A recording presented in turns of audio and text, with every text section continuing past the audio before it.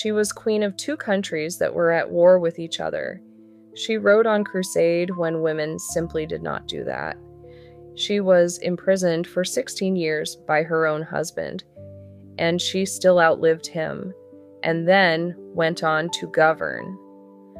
Most of us learn her name, and then we move on. But the details of her life are something else entirely, something worth stopping for. This is the story I find myself returning to most often when I work with historical records. Using modern AI tools, I reconstruct what written chronicles, medieval illuminations, and carved stone effigies once held frozen, zooming into the texture of a gown, the layout of a great hall, the expression cut into marble.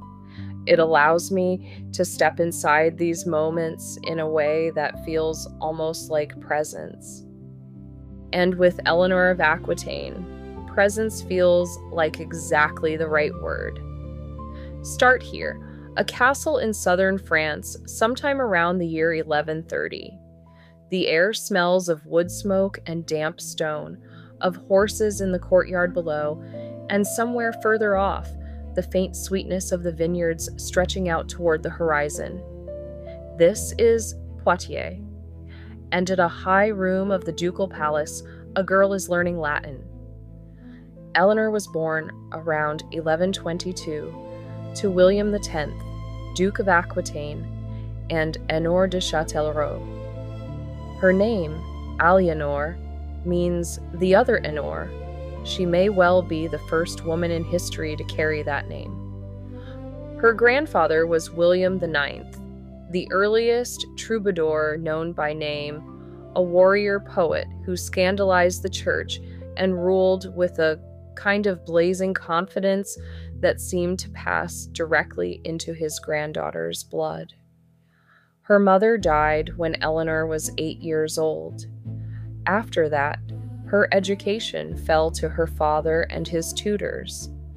From a very young age, she was headstrong, intelligent, and quick to learn. She knew how to read and write, an uncommon achievement for any medieval woman, noble or not. She learned to sew, weave, and embroider, as girls of her station did. But she also learned to play the harp, to sing, to dance. She could ride a horse better than most boys her age, and she often preferred riding astride rather than side saddle. From the window of her castle in Poitiers, she would have seen the lands, fields, and rivers rolling on for miles. Her father took her with him as he traveled through Aquitaine, a duchy that stretched from the Loire River to the borders of modern Spain, over twice the size of the territory controlled by the French royal family themselves. This was Eleanor's world. She did not merely inhabit it. She was trained to understand it as something that belonged to her. When her father set out on pilgrimage to the shrine of St. James of Compostela in 1137, he left Eleanor and her younger sister at a castle in Bordeaux, in the care of a trusted archbishop. He never came back. William X died on Good Friday of that year. Eleanor, aged 13, became the Duchess of Aquitaine, and thus one of the richest and most eligible heiresses in all of Europe. 13 years old, the most coveted woman on the continent, and already alone. In a time when noble women were regularly kidnapped to gain their lands, William X knew he had to act quickly to protect Eleanor and her inheritance. He had already arranged in his will that she be placed under the guardianship of King Louis VI of France. The old king moved with equal speed. Within hours of receiving news of William's death, he betrothed Eleanor to his own son and heir, the young Louis. The king sent an escort of 500 men to convey his wishes and transport Eleanor north. The wedding took place on July 25th, 1137, in Bordeaux. Just weeks later, they were crowned Queen and King of France. Think about that for a moment. A girl of 15, orphaned in the spring, married in the summer, crowned before autumn. The speed of it is breathtaking and deliberate. She had no time to grieve, no time to simply be young. The institution of marriage swallowed her whole before she had the chance to ask whether she wanted it. The court in Paris must have been a shock. On one side of the fortress, the streets were crowded with merchants and lined with old wooden houses that cast shadows on everyone below. Goats and pigs moved freely along dusty roads, and vendors shouted the prices of their goods. On the other side, the great center of learning drew students from across Europe. It was a city of noise and energy. But the court itself was another matter. Louis VII had originally been destined for a monastic life. He had led a sheltered existence in the clergy until his older brother's death thrust him toward the throne. He was quiet, submissive, faithful to the church above all else. Eleanor, raised among troubadours, surrounded by color and verse and lively debate, found herself queen of a court where the king preferred the Bible to the banquet hall. She did not stay quiet. She wore silks embroidered in gold and silver thread. She brought poets and troubadours to the French court, the very artists and musicians she had grown up among in Aquitaine. Her collection of jewelry was elaborate, massive necklaces, jeweled circlets that held the veils all married women wore in the 12th century. Bernard of Clairvaux, the powerful abbot and moral authority of the age, openly criticized her dress and her manner. The garments of court ladies, he wrote disapprovingly, were fashioned from fine silks, lined with costly fur, embroidered with extravagance. He meant Eleanor specifically. She wore it anyway. In 1147, Pope Eugenius III called for a second crusade. Louis answered. Eleanor persuaded her husband to allow her to accompany him as the feudal leader of Aquitaine's regiment. This was not a request that polite medieval society knew how to process. She brought along 300 ladies-in-waiting and a baggage train, allegedly miles long, to carry their necessities. Even the historians who criticized her most harshly acknowledged that she was a more capable leader than her husband and more respected by the troops. They traveled to Constantinople and then toward Jerusalem. The crusade ultimately failed, ending in military defeat. And somewhere along the way, the marriage began failing too. Eleanor and Louis grew increasingly estranged during the journey.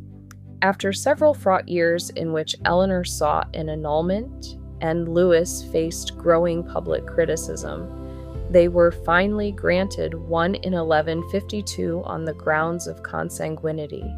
They were technically related as third cousins. Their two daughters, Marie and Alex, remained in the custody of the king. She lost her children in that separation. Let that land. A mother and a queen, and she had no power over where her daughters would live. But she had her lands back, and she moved. Once again, a single woman with vast possessions, Eleanor was immediately at risk. As she traveled south toward Poitiers, she narrowly escaped two kidnapping attempts, one by Count Theobald V of Blois, from whom she escaped by boat down the Loire River, and another by Geoffrey of Anjou, who lay in wait for her at a river crossing. She outran them both. And then she did something astonishing.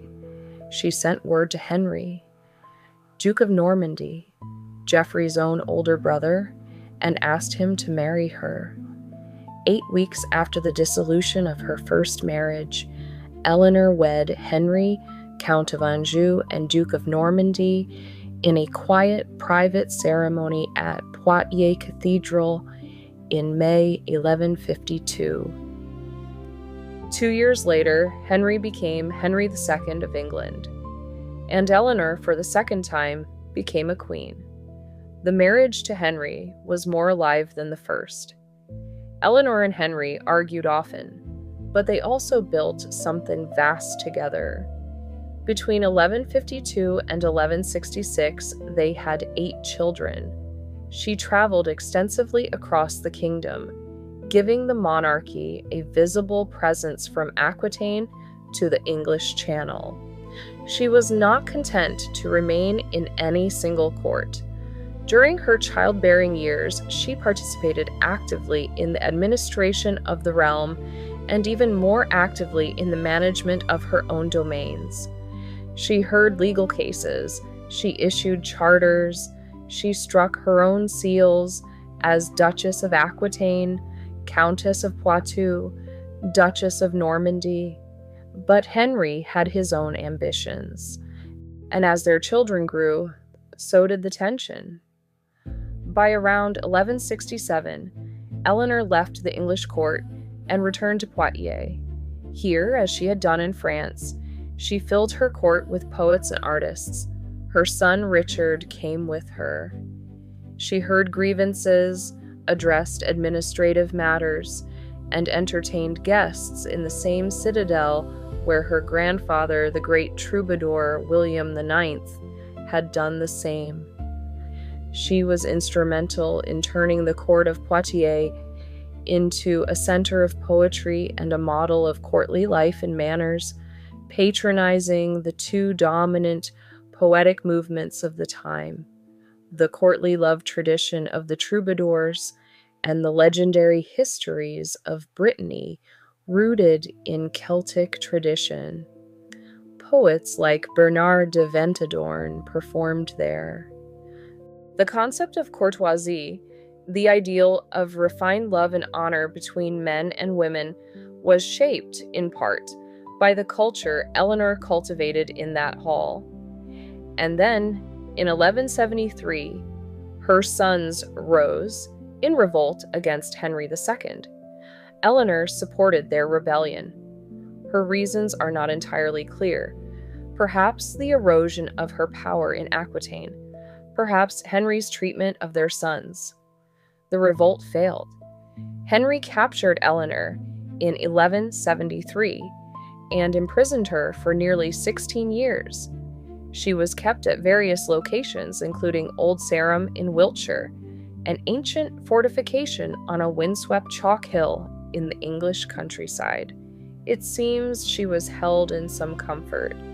Fine clothes were dispatched regularly from London for Eleanor and her household. Between 1175 and 1180, the Sheriff of Wiltshire spent considerable sums on her maintenance at the castle. Silk gowns, a quiet room, and no power at all.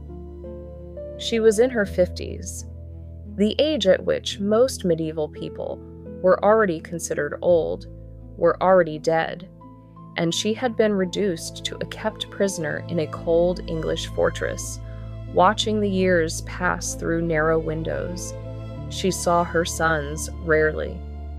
Henry II could not afford to allow Eleanor communication with them, particularly with Richard, her heir in Aquitaine, and always her favorite. She was released for special occasions, Easter, 1176 among them, but then returned to confinement. What does a woman do with 16 years of imposed stillness when her whole life had been motion? She waited. She held on. When Richard succeeded to the throne as Richard I in 1189, one of his very first acts was to release his mother from prison and grant her powers over English political affairs. She was 67 years old. She stepped back into the world and did not slow down. During the last 15 years of her life, Eleanor displayed extraordinary abilities as a ruler. She traveled to Spain to escort her granddaughter, Blanche of Castile, north for a royal marriage. She organized Richard's ransom when he was captured and imprisoned in Austria. She defended Angevin territories in the Loire Valley with an army. She arranged marriages between her grandchildren and foreign royalty across Europe, earning her the title some historians use still, the Grandmother of Europe. She died in 1204 at the monastery of Fontevraud in the Anjou region of France. She was approximately 82 years old. Her tomb effigy there shows her lying in repose, an open book resting in her hands. The gown, carved in stone, is covered with diagonal bars of gold and crescent shapes, the same elaborate ornamentation described by those who knew her in life. Even in marble, she is dressed like someone who chose her own clothes. Around 900 years after her birth, Eleanor's legacy continues. Historians have written about her extensively, though accounts often vary. As a powerful woman and monarch, she had her detractors and was subject to persistent gossip that recent scholarship has largely discredited. Here is what I keep coming back to. Eleanor was a woman who held genuine power, inherited power, earned power, political power, and the system around her found nearly every way available to constrain it. She was married off at 15 before her father was buried. She lost custody of her daughters in an annulment she had requested. She was imprisoned for 16 years by the man who was supposed to be her partner. And still, the chronicles written about that period spend most of their words on the men around her. Some things have changed. Women today can hold office, own land, keep their children, choose whether to marry. But the pattern of dismissing women's political intelligence, of reducing their complexity to their appearance or their relationships, of erasing them from the center of their own stories, that pattern is not entirely gone.